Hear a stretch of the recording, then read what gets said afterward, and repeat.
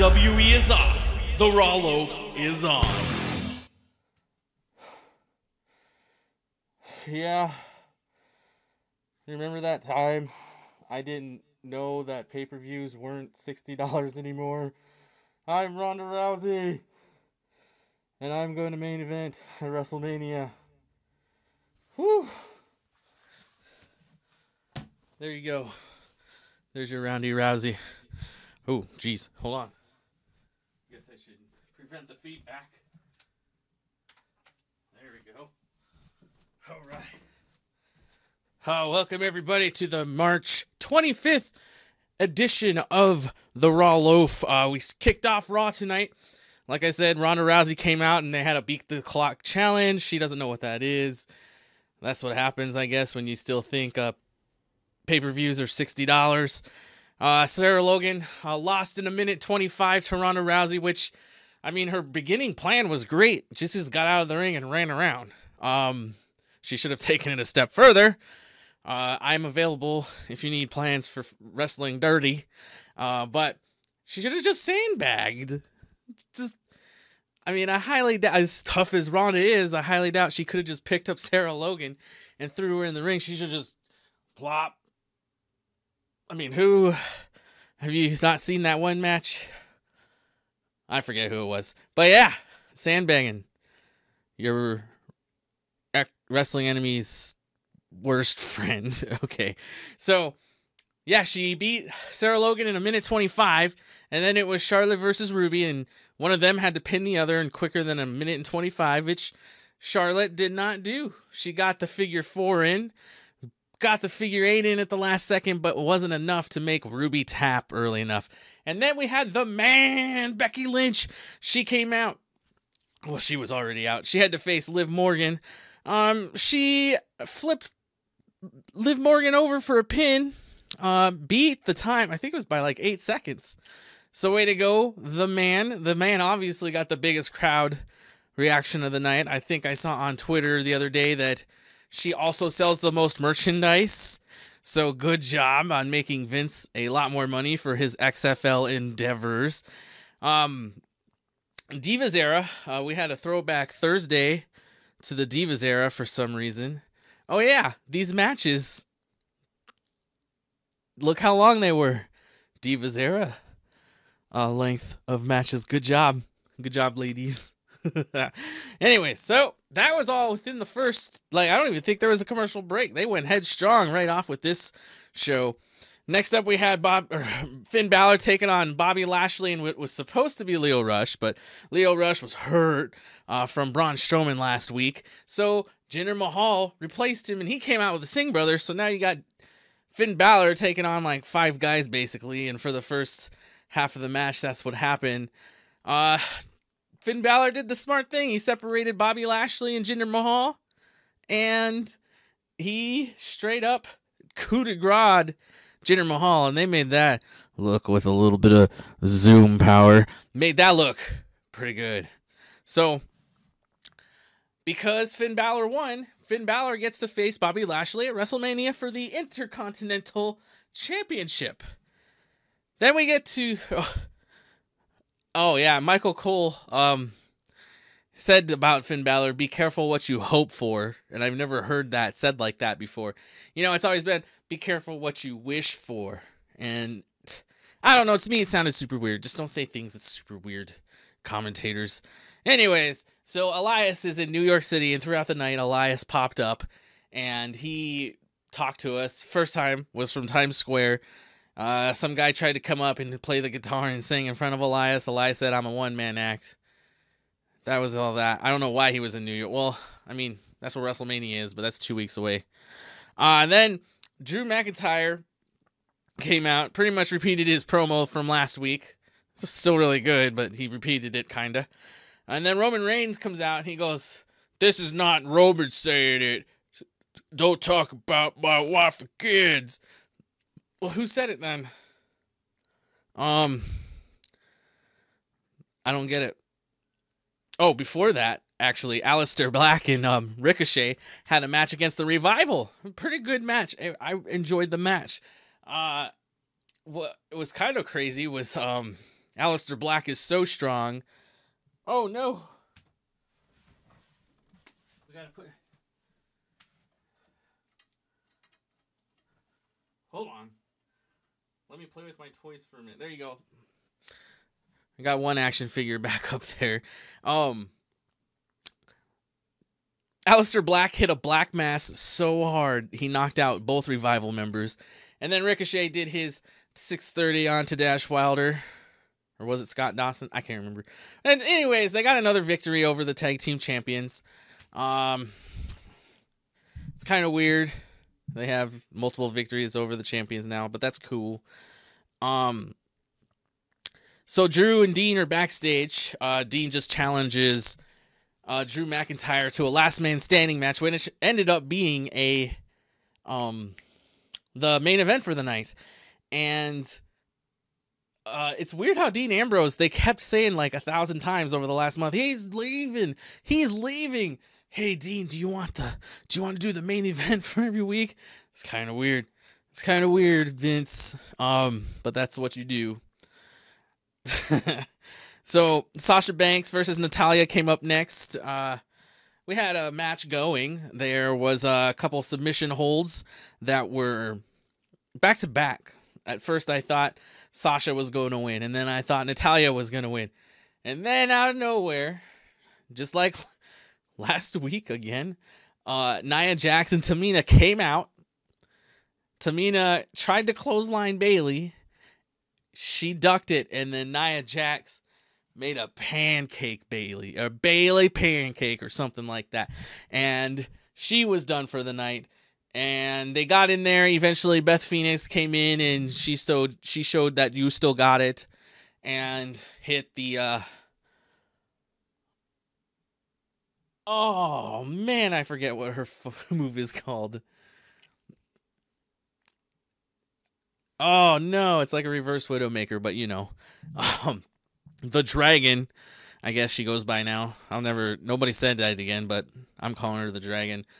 But Sasha technically got hit by Tamina, so Sasha technically should have won that match, but there was so much chaos, I guess the commentators forgot to mention that. Then we find out the Hart Foundation is being entered in the Hall of Fame, and by chance, Natalya was in the ring for that. And then she did her Sabu impression, and that was the end of that. Charlie was backstage with Kurt Angle. Said he's going to complete this on his terms, which I don't know if he really wants to. I don't know. I mean, Kurt has been knocked around a bit. Kurt has done a lot of drugs.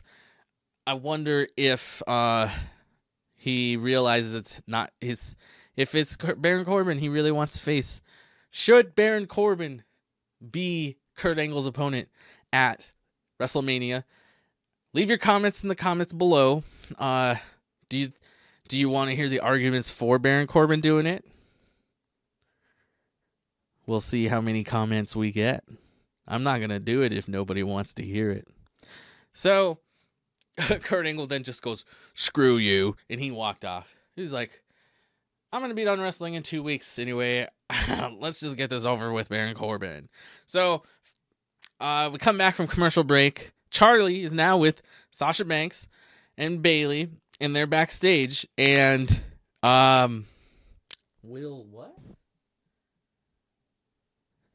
Well, something. They said something. We'll take them all on, I think, is what they said. Because, like I said last week, it's going to be Sasha and Bayley, Natalya and Beth Phoenix, Nia Jax and Tamina, and the Iconics for WrestleMania. Who wants to bet on that? Nobody. Okay. So, Moment of Bliss is up next. Alexa has her guest with Braun Strowman. Colin Jost got himself entered into the Andre the Giant Memorial Battle Royal this year. And then Colin Jost was like, oh, well, if I'm doing it, Michael Che, you're a lifelong fan. You got to do it too. And I'll be watching SNL this weekend on the West Coast. After SNL is done, they will be, or I will be doing like a live review like I'm doing for Raw right now. So if you like SNL or you just want to see me talk about SNL, come over. It'll be my first time I'm doing it. And I kind of hope like a lot of people tune in to like see the review of SNL. I don't know if anybody will or not. It'll be my first time. There's so many people in this watching this right now, so that's how it goes. But they're going to I'm gonna snap on Colin Jost, and I'm gonna cut a huge promo on Colin Jost and Michael Che, and we'll see what anybody does about that.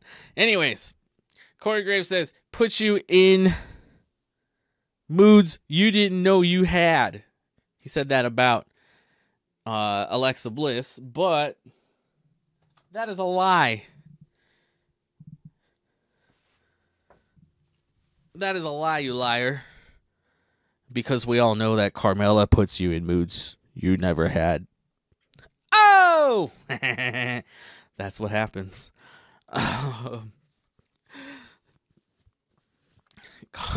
So, next we get Elias. He's homeless because he's holding his drink or something, and somebody puts a quarter in there. He gets really mad. That's good. So, Baron Corbin is taking on Apollo Crews next. Pretty back and forth match for a bit, and then out of nowhere, Baron Corbin hits end of days, ends Apollo Crews' career for the night. It wasn't a career match. Don't worry. If you're a big Apollo Crews fan, I don't know. Maybe you hate Apollo Crews. Where's Titus Worldwide? I guess some people might be thinking, but Apollo Crews didn't lose his career. That's saved for later. Okay. Seth Rollins says he has to win against Brock Lesnar with his army. He says he has to win. Don't know about an army. I don't know how fair that is. Paul Heyman comes out and says, thank you, Seth Rollins, for reminding me that this is a handicap match now. Seth Rollins and the entire WWE universe taking on Brock Lesnar. Oh, excuse me. And then he comes out with this whole thoughts and prayers thing, which, here on the Raw Loaf, I ain't going to censor myself. Thoughts and prayers kind of gets old after a while. It's like everybody can think and pray, but it really, like, I can think right now. Oh, pray for me to put on this mask. Oh, think about it. Think about this mask coming on my face. But the only way that's going to happen,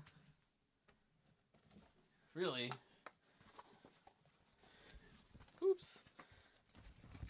is if I put the mask on my face, okay? See? The mask is now on my face. But at the end there, when Paul Heyman was walking out, Seth Rollins came running up after him. Paul Heyman goes into his, like, oh my God mode, gets on the ground, says, oh my God, I'm sorry. But I think it a lot, but in this moment, for some reason, I truly thought he had turned into Jay Sherman from The Critic.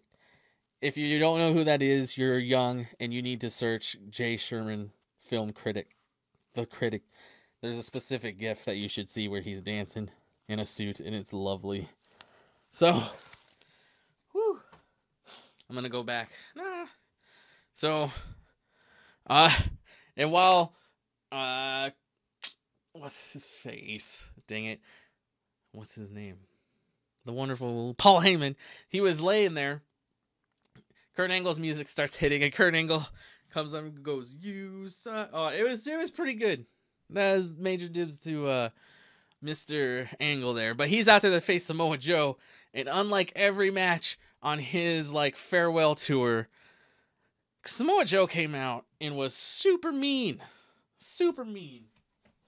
Samoa Joe was not wearing this scarf, but if you would like Samoa Joe to wear this scarf, make sure to hit like and comment, say, hey, B-Loaf, or the Raw Loaf, take that scarf to Samoa Joe.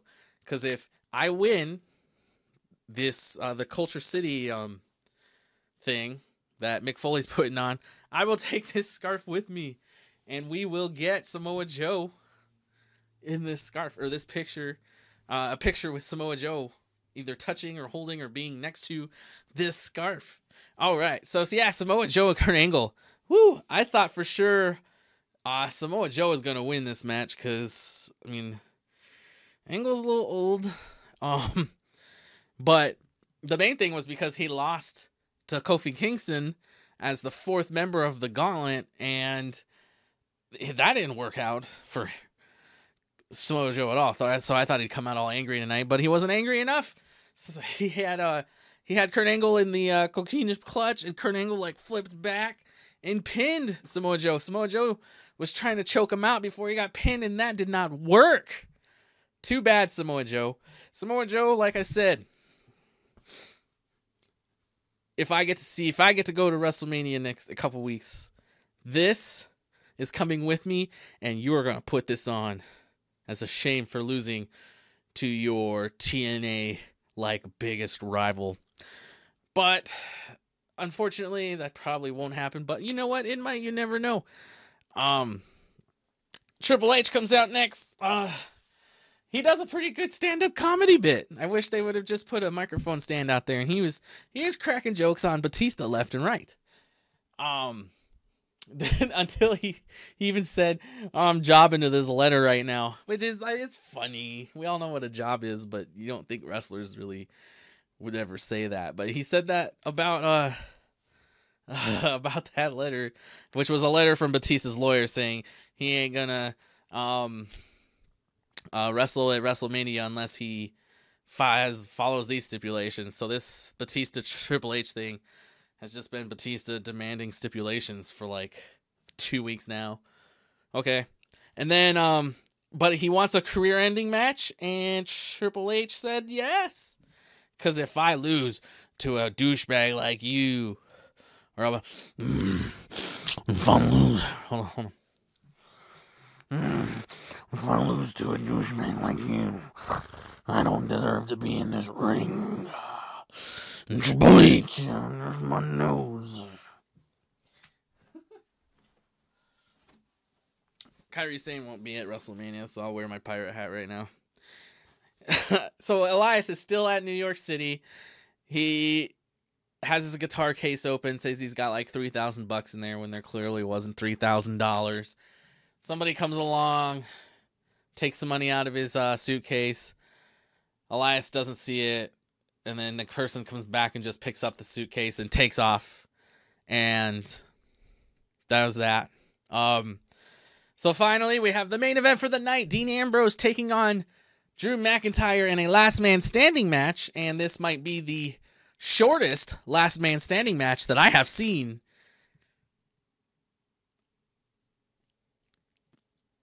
Yeah, I was surprised at how short it was. And I was surprised. Dean Ambrose, I get it, though. Dean Ambrose, they said 1,000 times in the last month, he's leaving the WWE. He's leaving the WWE. So, Dean Ambrose really doesn't have any reason to win. I don't know why they keep giving you these big matches. Unless they're like, you get like $40,000 when you win. But I don't know if they do or not. But this match was kind of brutal for as short as it was. There were some kendo stick shots that left some kendo stick welts. They said McIntyre is Raw, which I bet next week McIntyre will bring up. Thanks, Michael Cole. Gosh, does anybody remember the coal mine? I remember the coal mine like it was yesterday, and I loved it so much. And it was almost a tables, ladders, and chairs last man standing match, but there were no ladders. In the end, McIntyre put McIntyre put Dean through a table. Dean got up at 8 or 9, and then he hit him with a Claymore kick, and that was it. McIntyre won. End of show. Shows, I don't know. Leading up to it's not really making me pumped more for WrestleMania. They got one more week to do that, but hopefully I'll be on my way to New York City for that. Man, what? Please leave in the comments what you would like me to do if I actually get to go. I don't know if there's access tickets. I know you get tickets. You get tickets to NXT TakeOver, to ROH, to SummerSlam, and to Raw, but I don't think you get them to SmackDown, which is a little weird. But yeah, I really hope that they let me go. Thanks for tuning into the Raw Loaf this week. Tell your friends, share, like, comment and subscribe and all that good stuff. Right there.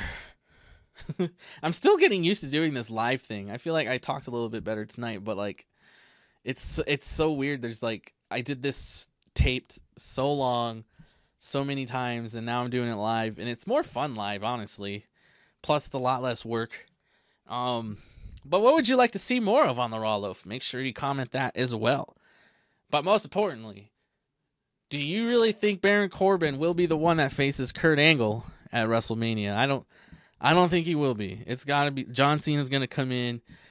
He'll be sitting ringside like he was last year because he didn't have an opponent, and then somebody will come up and go, "John, you need to go to the back," and then John will go to the back and he'll like ruthless aggression onto Baron Corbin, and then Baron Corbin won't be fit to compete, and it'll be John Cena versus Kurt Angle, which is what I'm sure about 89% of the WWE universe would love. So appreciate you again. Thanks for watching. Subscribe, like, comment, share, follow, all that good stuff, and hopefully next week will be a celebratory broadcast heading to not Loaf Industries, but WrestleMania.